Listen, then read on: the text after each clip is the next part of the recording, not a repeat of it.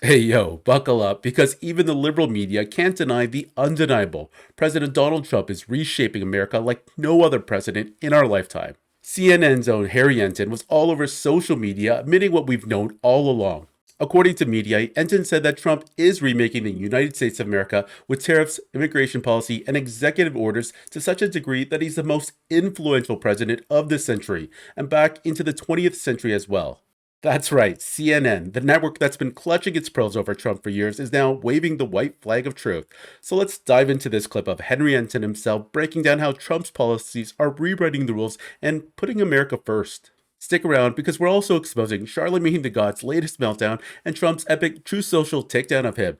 You don't want to miss it. But before we continue, guys, make sure you like, comment, and subscribe as it really helps with my new channel here. The Donald Trump administration is arguably the most influential this century and probably as well dating back a good portion of the last century as well. Love it, like it, lump it. Trump is remaking in the United States of America. Let's talk about tariffs first, right? There's all this talk that Donald Trump always chickens out when it comes to tariffs. No tacos for Trump. The effective tariff rate, get this.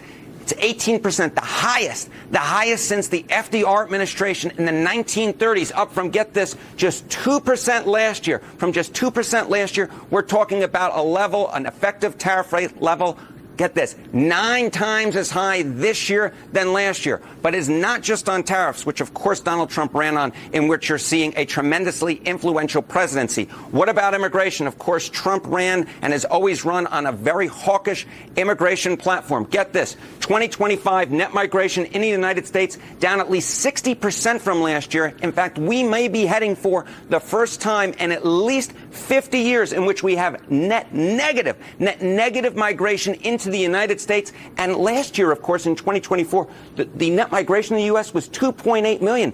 This year, we might be talking about negative net migration. My goodness gracious. Now, of course, this is part of a larger story, as I was mentioning. We're talking about immigration, net migration. We're talking about the effective tariff rate. But get this, how is Donald Trump doing it? Well, he is signing a ton of executive orders. Get this, 180, the most in a year since Franklin Delano Roosevelt. Oh my goodness, you have to go back to the first half of the 20th century, the last century, and to make a comparison, Joe Biden signed, get this, just 77 during his entire first year, and we're only a little bit in August so far, and Donald Trump making history with 180 executive orders signed so far this year. So that's why I said that in my mind, Donald Trump is the most influential president of this century and probably dating back a good portion of the last century. That is because he is remaking the country in terms of tariffs. He is remaking the country in terms of net migration, and he is remaking the country in terms of how much policy changes he's putting through in executive orders. As I said, it truly is history making. Love it, like it, or lump it. Okay, so let's unpack that clip because it's a masterclass in why Trump's leadership is a game changer. Ensign highlights Trump's tariffs, which jumped from a measly 2% in 2024 to a whopping 18% in 2025, the highest since the 1930s. These tariffs pump billions into U.S. Treasury, $80 billion into Q1 2025 alone, helping fuel a federal budget surplus of $200 million this year, the first since 2001.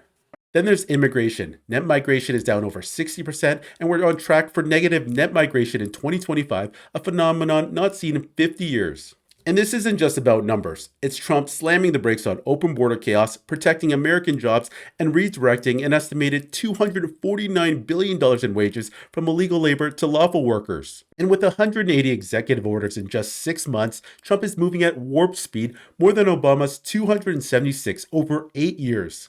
This is simply unprecedented. Trump slashing regulations, securing borders, boosting manufacturing, sparking a blue-collar boom with wages up 1.7% since January. Skeptics like Bill Maher, Jamie Dimon, and Ken Langone all scoffed at tariffs months ago, warning of economic doom, but now they're eating all their words. Dimon admitted in a July 2025 CNBC interview that tariffs strengthened U.S. leverage and the stock market. It's soaring near all-time highs, with the Dow hitting 45,000 in July. Trump's not just influencing, he's rebuilding America's backbone, and even CNN can't ignore it. Now let's shift gears to Charlamagne the God, the self-proclaimed independent radio host who's about as neutral as a blue checkmark on X. This guy, Leonard McKelvey, has voted Democrat his entire life, yet he struts around like he's above party lines. In a recent clip from Laura Trump's Fox News show, Charlamagne trashed the One Big Beautiful bill, whining that it harms the most vulnerable, pushed conspiracy nonsense about the Epstein client list, and even blamed Donald Trump for Stephen Colbert's firing. So look, we're 6 months into President Trump's second term in office. Now, I know you've been critical. You've had your bones to pick with President Trump. If you took his name out of it and looked solely at what has happened, the policies and the things that have changed around the world and in our country over the first 6 months, how do you rate his presidency so far? I wouldn't give it a good rating, Why not? Simply because, the least of us are still being impacted the worst. Like when you look at something like, the big, beautiful bill, that's something that, I'm going to benefit from because of the tax bracket that I'm in. But, there's going to be so many people that's hurt by that bill. And, anything that, takes away Medicaid from people and is going to put people in a worse financial situation than, they were previously in, I'm not for. And, he ran on that. Like he ran on, the economy. He ran on saying that, grocery prices were going to be down and, That has happened. No. Inflation is trending down. And by the way, Medicaid. No. I think that traditional conservatives are going to take the Republican Party back. I think there's a political coup going on right now in the Republican Party that people aren't paying attention to. Oh, interesting. Yeah, I think that this Epstein thing is going to be a way for traditional conservatives to take their party back. I really do. I think that they know this is the issue that has gotten the base riled up. The MAGA base isn't letting this issue go, and for the first time, they know they can, probably take their party back and not piss off the MAGA base. Do you see yourself in 2028 voting blue or voting red? And is there anyone you might already see yourself supporting? I really don't know. I mean, I think that there's some good candidates out there. I think that we really have to look to the governors when it comes to the Democrats. I don't think that there's any change agents that's going to come out of nowhere and shake things up in the Democratic Party. I think it's going to end up being a governor, Josh Shapiro or a Wes Moore, somebody like that. And they actually have a track record, right? Because you can go look at their states to see what they're probably going to end up doing on a national level. The only other person I would like to see in 2028 run, and this is going to sound ridiculous probably coming from me, I would love to see Jon Stewart run in 2028. If we're talking about a change agent coming from the outside that's really going to shake things up and somebody that I feel like can speak to, all people. Plus he's a celebrity who actually knows what they're talking about. We've seen him get legislation and stuff, passed before. Like we know where his heart is. He'd be somebody I'd like to see really get in the race and disrupt things in 2028. Maybe a Jon Stewart Colbert ticket because Colbert's not going to have a job. He's not working because of President Trump, so they say. Well, people say different things. They also say he lost $40 million a year for CBS, which is also a bit of a problem whenever you're trying to have a successful show. If you had to pick a Republican who might be able to earn your vote, is there anyone you like that you would look at? I mean, I was in South Carolina. I grew up in South Carolina under, somebody like Nikki Haley, right? So I can see something like that. Honestly, I don't understand why people seek Charlamagne for his political opinion. That said, Trump did respond on Truth Social, and this is what he wrote. The very wonderful and talented Laura Trump, whose show was a big rating success, put racist sleazebag Charlamagne the God. Why is he even allowed to use that word God when describing himself? Can anyone imagine the uproar there would be if I use that nickname? He's a low IQ individual, has no idea the words coming out of his mouth, and knows nothing about me or what I have done, like just ending 5 wars, including a 31-year-old bloodbath between the Republic of Congo and Rwanda, where 7 million people have died, and there was no end in sight.